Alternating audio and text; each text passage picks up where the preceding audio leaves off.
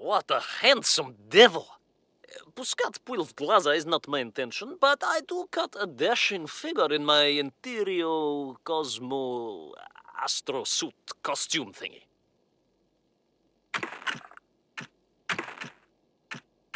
The drill device, codenamed Mother Calliope, was a testament to the brilliance of the Baikonur engineers. It now spends its days as a nesting roost for the pterodactyls of Plutonia. Sigte пожалуйста, товарищи.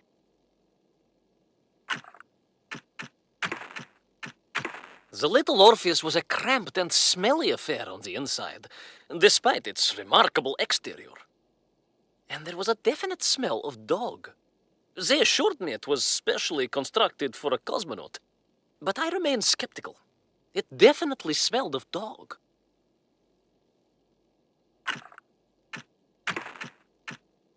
The size of the Tyrannosaurus rex was apparently a matter of debate amongst scholars of prehistory for many years. Now, having said that, the one I actually met was much, much bigger than this scrawny specimen.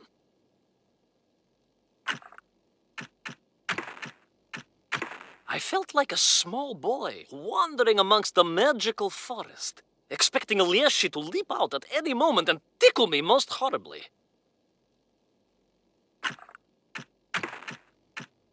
The furious beast almost looks friendly here. Like a common house pet, like a dog or koshka. I can assure you that in person they are definitely not domesticated creatures.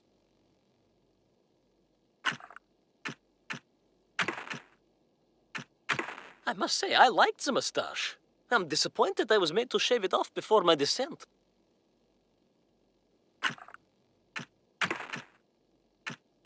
Rocketry is a dangerous business, you know. But how to best capture the sheer power, the terrible and wondrous force required to blast a drill through miles of solid rock to the center of the Earth?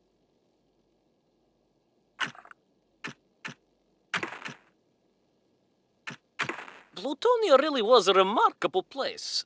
Quite unlike the small vegetable patch at the bottom of Uncle Sasha's garden in Shebalinua. I suspect his Redisky were not carnivorous either.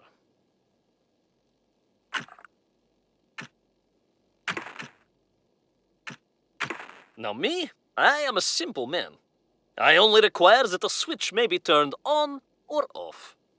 But those clever Agarthans, they made switches that turned themselves off after a time. Oh, what an extraordinary labor-saving stroke of brilliance.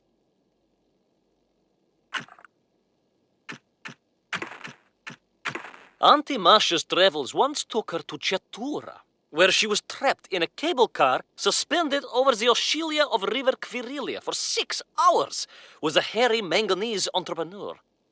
It led to a brief but passionate affair, according to her wonderful diaries.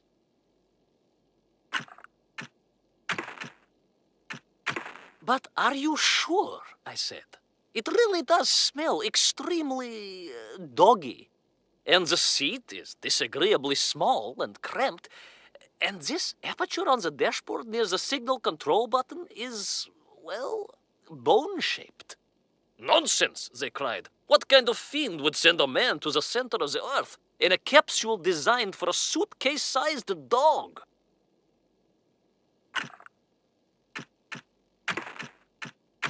My Uncle Arlian was legendarily grumpy.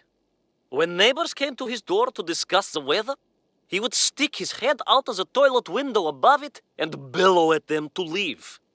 The gates to Agartha reminded me of this bizarre custom of his.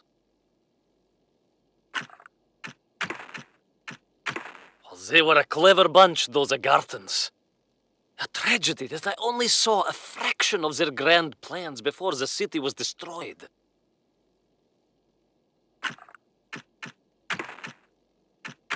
In retrospect, I do wish the central power source of Agartha had been a cube rather than a globe. It would be far easier to run from a cube, as they don't tend to roll as well. A civilization may be best judged by the scale and diversity of its doors. So opines a criminally unknown philosopher Pridurkin.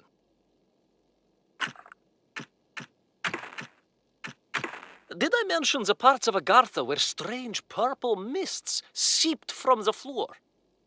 I didn't? A terrible omission! Прошу прощения! A keen observer may have noticed a striking similarity between the ancient Agarthan statues and the Menkv. Perhaps the general was foolish to write them off as savages.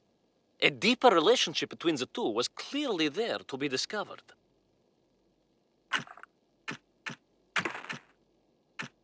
Cousin Pavel once claimed to have met a Menkv whilst looking for mushrooms in Aktau. Oh, of course he was lying. They all lived underground. I found them to be a truly gentle and civilized people, not the hairy brutes of myth.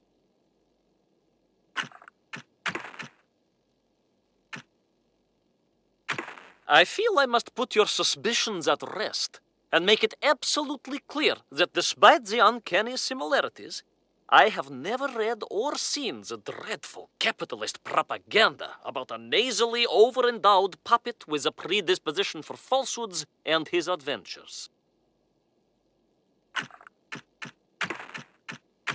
In retrospect, I often wonder if I was overly harsh on the worms. They were simply doing as their nature intended, which was to be disgusting, parasitic monsters driven to consume and excrete with wild abandon. I, too, once labored under the misunderstanding that whales were agromny ribi, giant fish. Imagine my wonder and surprise to discover they are indeed mammals like us. I have explained this common error to every fishmonger in Jossali. No need to thank me, it's simply my duty. Ah, the smaller worms. If you were to meet one under kinder circumstances, you'd be forgiven for thinking they were adorable little creatures. Then you'd see the teeth and realize they are in fact nightmarish monsters.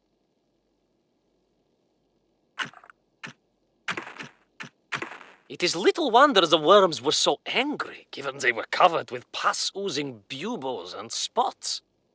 My nephew Sergei was similarly afflicted between the ages of 12 and 48. A tragic outcome for the little chap, Bidnyaga.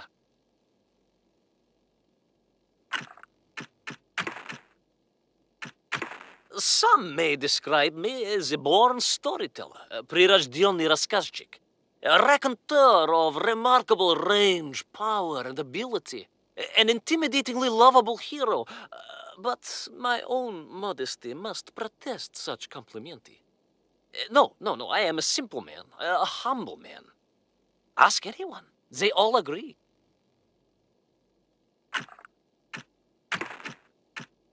I don't recall ever seeing another whale, but I have heard they are sociable creatures. Perhaps the sheer size of the brute made the others keep their distance. I do wonder what the view from the eye might have been like otherwise.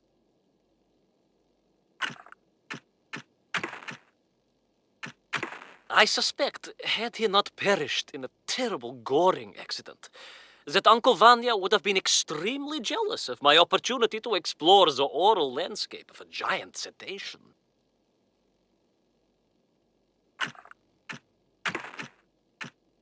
The stomach acid of a whale, according to Lyuba, could strip the skin of a man in seconds. Luckily, I was deft enough to avoid coming into contact with it. I do wish, however, I had kept some with me. It would have been useful for unblocking the drains of my house. I am a martyr for blockages.